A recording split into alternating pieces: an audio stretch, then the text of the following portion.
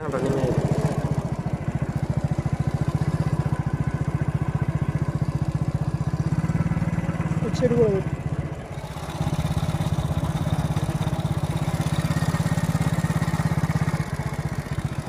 అయిపోయినాయి కదా మోటార్ మునిగిగా అసలు బాగా ఆడుందిరా నాయన మోటార్ ఉంది కదా బాబు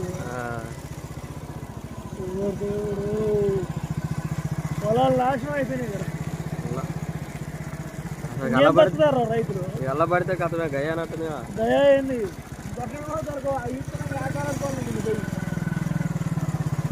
ఏది వచ్చినట్టయితే తోపుడికి అటు ఇటు జరిగి చేరుతాడు జరిగే కాలం ఉండదు పొలంలాగానే వస్తున్నాయి కదా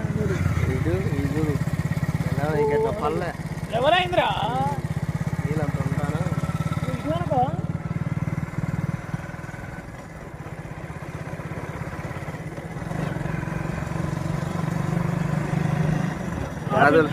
వ్యాధులు పెద్ద చెరువుకో చిన్న చెరువుకో పోతాయి